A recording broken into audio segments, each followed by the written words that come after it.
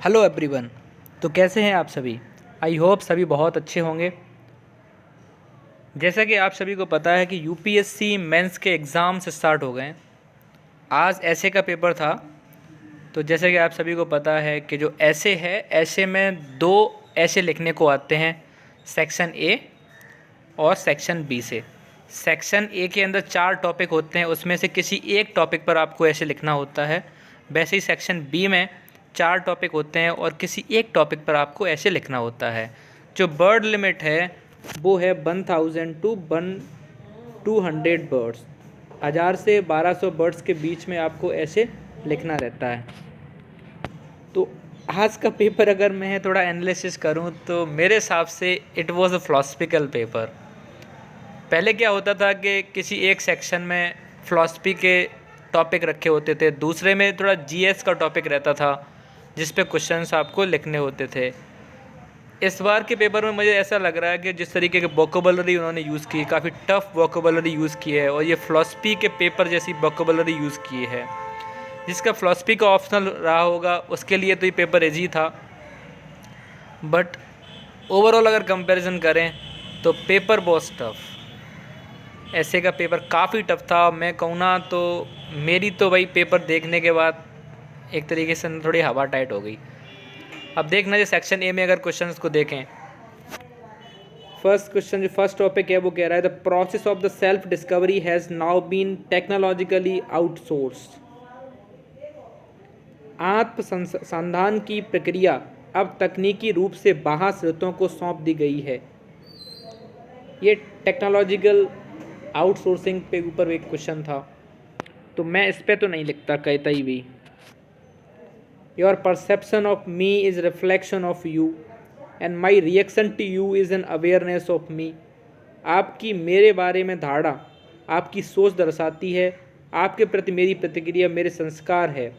इस पर आप लिख सकते हैं, थोड़ा फिलोसफिकल टाइप में है। थर्ड टॉपिक देखिए, philosophy of boundlessness is utopian and while materialism is camera. इच्छा रहित होने का दर्शन काल्पनिक आदर्श है जबकि भौतिकता माया है।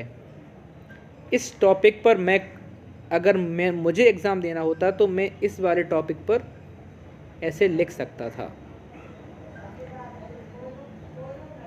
क्योंकि ये जो टॉपिक है इसमें आ जाता है जैसे materialistic world and spiritualistic world के बीच में एक डिबेट को अगर आप क्रिएट करेंगे ना तो इस पे आप लिख सकते हैं स्पिरिचुअलिज्म और मटेरियलिज्म के बेसिस पे जो डिबेट है ना, उस डिबेट को अगर आप एक्सप्लेन करेंगे ना इस पे तो that will be correct. Spiritualism and materialism, क्या मटेरियलिज्म बेटर है कि स्पिरिचुअलिज्म है?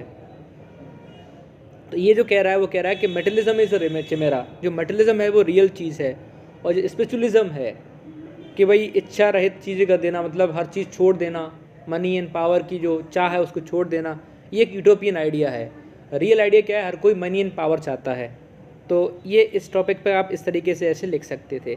रियलिटी वही आज का जो वर्ल्ड है वो मटेरियलिज्म है, तो इसके ऊपर क्वेश्चन था, अच्छा टॉपिक था, इस पे आप लिख सकते थे। फोर्थ जो क्वेश्चन है, फोर्थ जो टॉपिक है वो है the real is rational and the rational is real. ये भी गुड है। जो PSIR के जो स्टूडेंट होंगे जिसमें political science and international relation जैसे किसी का भी ऑप्शनल होगा उसके लिए ये टॉपिक अच्छा था लिखने के लिए ऐसे। अब सेक्शन बी में अगर देखें तो मुझे तो बस एक ही टॉपिक मिल रहा है सेक्शन बी में जिस पे मैं क्वेश्चन लिख सकता था, वो है फर्स्ट, दैट इज़ ये। और इसे भी मैंने जो ना हिंदी में समझा तब मुझे समझ में आया, क्योंकि इंग्लिश में vocabulary that was tough. Hand that rocks the cradle rules the world. पालना झुलाने वाले हाथों में ही संसार की बागडोर होती है। तो मेरे हिसाब से जो मैं डिकोड कर पा रहा हूँ अपना लिमिटेड एनालिसिस से, तो वो ये कहता है कि ये वुमेन एम्पावरमेंट के ऊपर क्वेश्चन है। वुमेन एम्पावरमेंट पर ये क्वेश्चन है मेरे अकॉर्डिंग। ओके, ये है। दूसरा जो टॉपिक है वो है what is research but a blind date with knowledge. इस पर भी लिख सकते थे। History repeat itself, first as a tragedy and second as a farce. थोड़ा इतिहास स्वयं को दोहराता है, पहली बार एक त्रासदी के रूप में, दूसरी बार एक प्रहसन के रूप में। तो इस काइंड की जो प्रहसन वोकैबुलरी यूज़ कर रहे हैं हिंदी में भी, it is a kind of toughness. Farce word use किया हुआ है, तो अगर आपको मतलब पता है तभी आप लिख सकते हैं। तो मेरे अकॉर्डिंग से पेपर बहुत ही टफ था, बहुत ज़्यादा टफ था। There are better practices to best practices. सर्वोत्तम कार्यप्रणाली से बेहतर कार्यप्रणालियाँ भी होती हैं। तो इस बार तो मुझे मौका नहीं मिला, क्योंकि प्री क्लियर नहीं हुआ तो मेंस लिखेंगे कैसे। बट हाँ, जिस किसी को भी मौका मिला है इस बार, उसके लिए कहें तो लाइक अगर आपकी तैयारी ठीक है then it's good, otherwise paper was tough, paper was very much tough, very much tough, बहुत ही ज़्यादा टफ था मेरे अकॉर्डिंग तो। और थैंक यू दोस्तों। और जिस किसी का भी एग्ज़ाम है, अभी एग्ज़ाम जो मेंस दे रहे हैं, उनके लिए best of luck and all the best. और आप अच्छा लिखते रहें, और मैं तो गॉड से प्रे करूँगा कि आप सभी का सिलेक्शन हो, आप सभी आईएएस की रैंक, जो इतनी अच्छी रैंक लेके आए कि आपको आईएएस मिल पाए, है ना।